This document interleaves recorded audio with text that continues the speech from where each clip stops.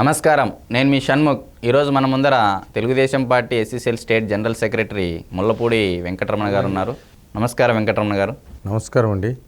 గత ఎన్నికలలో జగన్మోహన్ రెడ్డి గారి గెలుపుకు దోహదపడిన వైఎస్ షర్మిల గారు గెలిపించిన తర్వాత నేను తెలంగాణ కోడలేనంటూ తెలంగాణలోకి వచ్చి వైఎస్ఆర్టీపీ పార్టీ స్థాపించి ఇక్కడ ఏమీ లేక అంటే కాంగ్రెస్తో విలీనం కాక అటు అధికారం ఎవరు పట్టించుకోక మళ్ళీ అన్న వదిలిన బాణం తిరిగి సొంత గూటికి చేరింది. దీని ప్రభావము ఏ విధంగా ఉండనుంది? అన్నా చెల్లెళ్ళ మధ్య కుటుంబ గొడవలు ఏ విధంగా ముందుకెళ్తాయని మీరు అనుకుంటా ఉన్నారు? ఈ ఆంధ్రప్రదేశ్లో జగన్మోహన్ రెడ్డి స్థాపించిన పార్టీ నేర చరిత్రతో కూడుకుని స్థాపించినాడు పార్టీ. మీ పిల్లలు ఇంటర్మీడియట్ మరియు ఎంసెట్ చదువుతూ సబ్జెక్ట్స్లో కన్ఫ్యూజ్ అవుతున్నారా? కాన్ఫిడెన్స్ లెవెల్ తక్కువగా ఉందా? రిపీటెడ్ మిస్టేక్స్ చేస్తున్నారా? అయితే మీకోసమే ఉంది Rise app. 1 lakh question bank, performance analysis, online classes by experts, ఇంకా మరెన్నో ఫీచర్స్ తో మీ ముందుకొచ్చింది Rise the perfect guide. Description లో ఉన్న లింకును ఉపయోగించి సబ్స్క్రైబ్ అవ్వండి. ఎక్కడన్నా కూడా ఈ దేశంలో కానీ ప్రాంతీయ పార్టీలు స్థాపించేటప్పుడు ప్రజా సంక్షేమం కోసం, ప్రజల కోసం హామీలు ఇస్తారు. ఈయన హామీలు ఇచ్చేది ఒకటి, అది స్టార్టింగే కుట్ర, ఒక నేర చరిత్రతో స్టార్ట్ అయింది. అది దాంట్లో ఉన్నటువంటి వాళ్ళందరూ నేర చరిత్రతో ఉన్నోళ్ళే, ఇప్పటికీ నేర చరిత్ర ఉన్నోళ్ళే.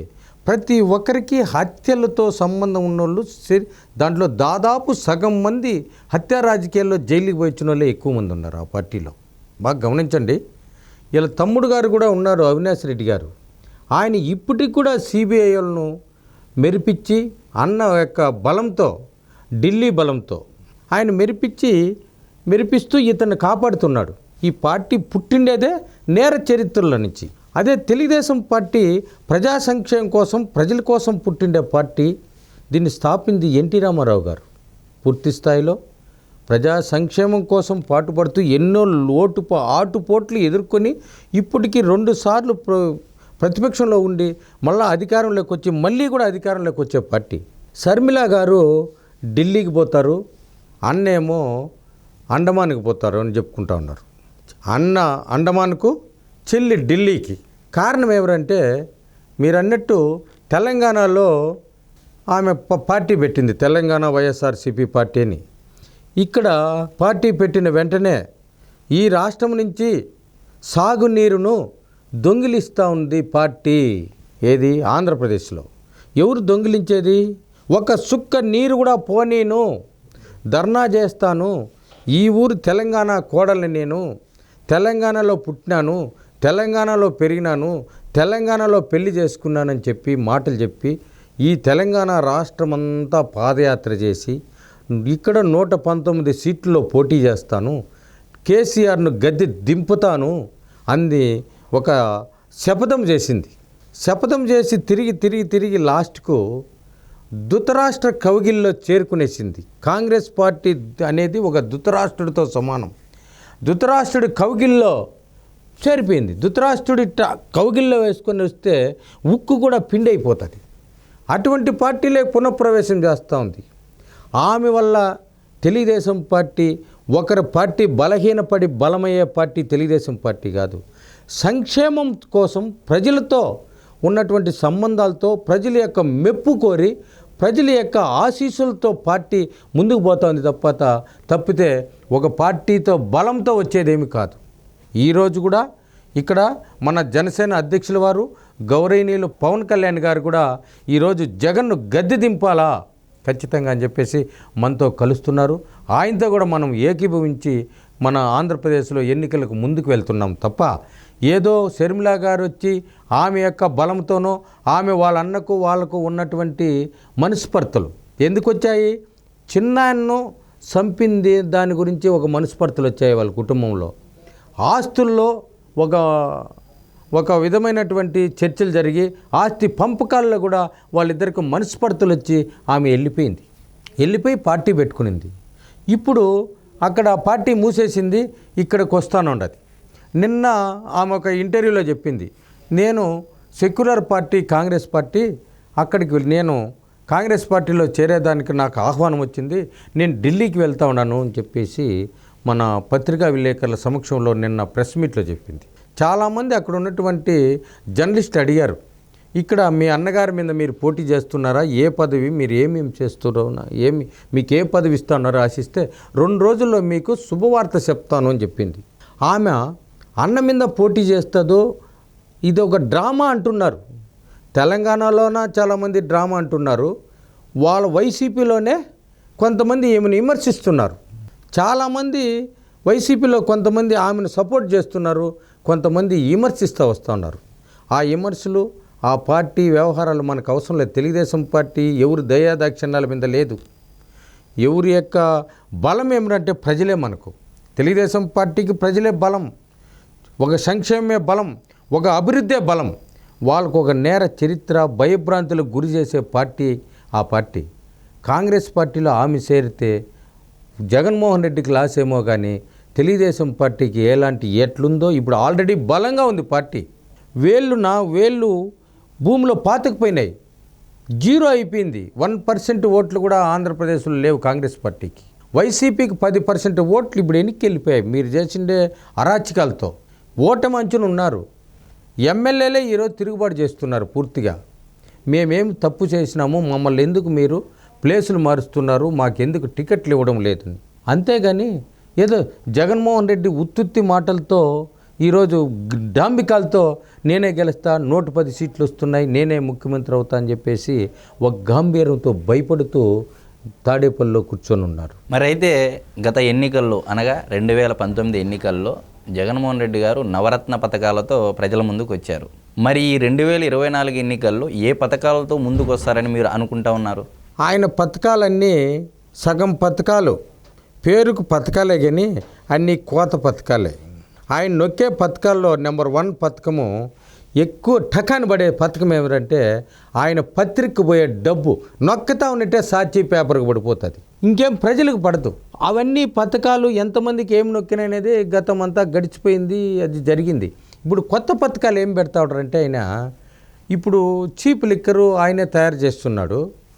అది షాపుల్లో పోయేసి వీళ్ళే లేబుల్ కనిపించేసి రేట్లు వీళ్ళే ఫిక్స్ చేసి చేసుకుంటున్నాడు. ఇప్పుడు డైరెక్ట్ వాలంటీర్లు పెట్టాడు.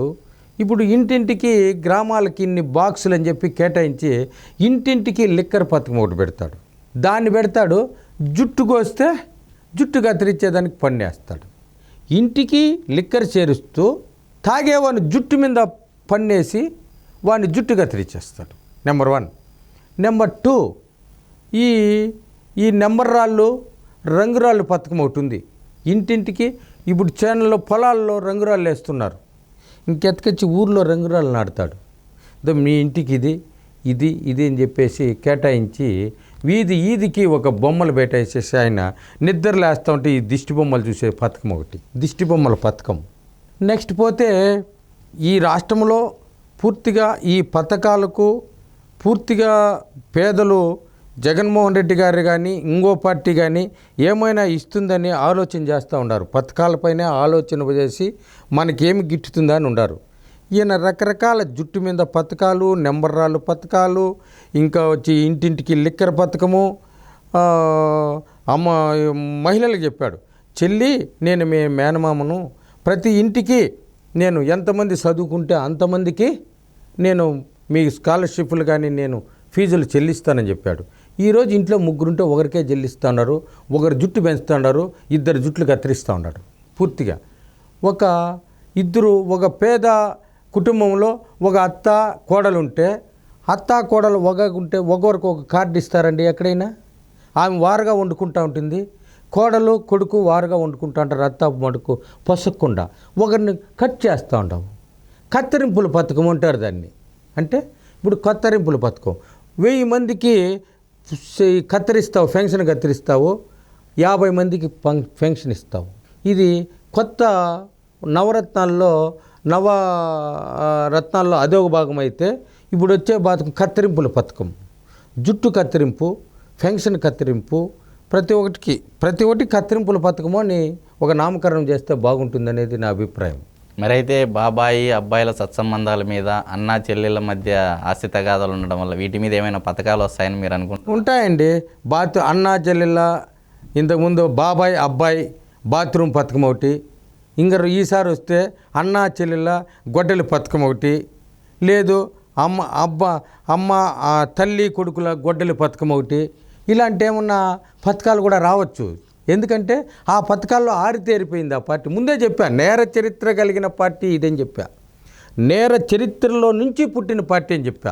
కాబట్టి కోడికత్తులు గొడ్డలతో వచ్చే పార్టీ ఇది. కాబట్టి ఈ కొత్త పథకాలు ఈ 2024లో కూడా ఈ పథకాల్లో ఒక భాగంగా కూడా ఉండొచ్చు గొడ్డలి పథకం అని కూడా ఊహిస్తూ ఉన్నారు జనాలు. అది మనం చెప్పేది కాదు, ఆల్రెడీ జనాలు నిర్ణయించేసినారు.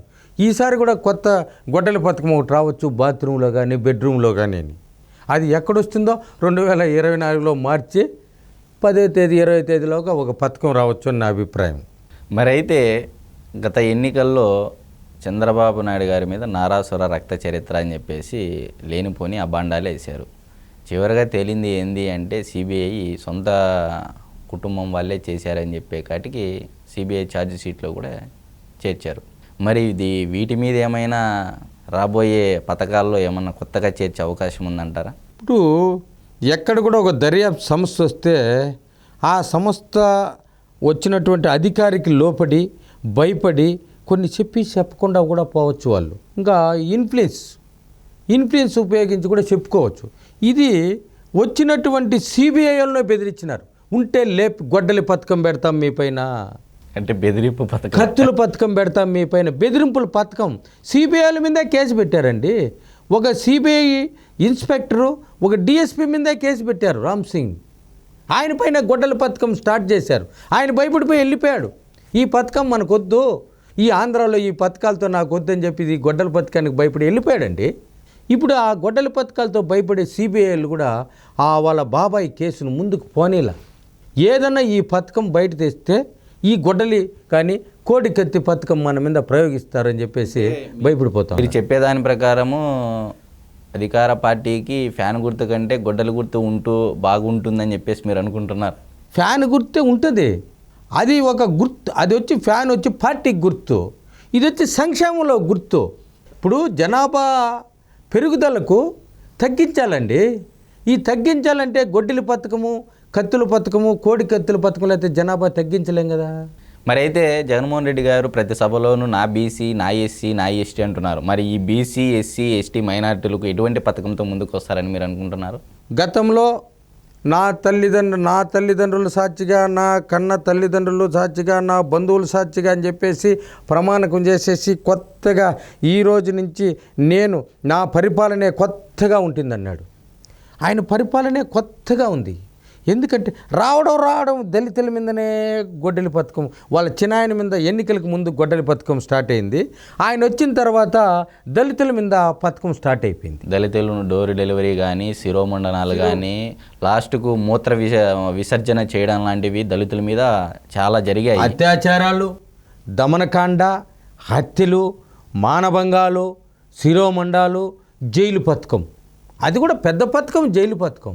ఎస్సీల మీద ఎస్సీ కేసులు పెట్టేది పెద్ద పథకం. అది ఎక్కడ? ఈ భూభాగంలో, ఈ కలియుగంలో, ఈ ఆంధ్రప్రదేశ్లో, ఈ స్వతంత్ర భారతదేశంలోనే ఎస్సీల మీద ఎస్సీ పథకం ఏడలేదు. ఇది కొత్త పథకం ప్రవేశపెట్టాడు. అది ఎస్సీల మీద ఎస్సీ పథకం ఒకటి, రాజద్రోహం ఒకటి. ఎస్సీల్లో ఎవరున్న రాజద్రోహాలు ఎవరండి చేసేది? ఈ రాష్ట్రాన్నే, ఈ దేశాన్ని గూఢచారులు చేసేది. ఒక దళితుడంటే ఒక రైతు దగ్గరికి పోయేసి వ్యవసాయం చేసుకుంటూ కూలి పనులు చేసుకుంటా ఉంటే వాళ్ళని ఉపయోగించుకొని హత్యలు చేయిస్తాండవు నువ్వు. వాళ్ళ మెడ మీద కత్తి పెట్టి పలానోని మీద నువ్వు చంపుతాండవు అని చెప్తాడు. వాడిని బలవంతమో ఏదో పెట్టేసి వానికి తాపిచ్చేసి వాని దగ్గర హత్య చేపిస్తాండవు.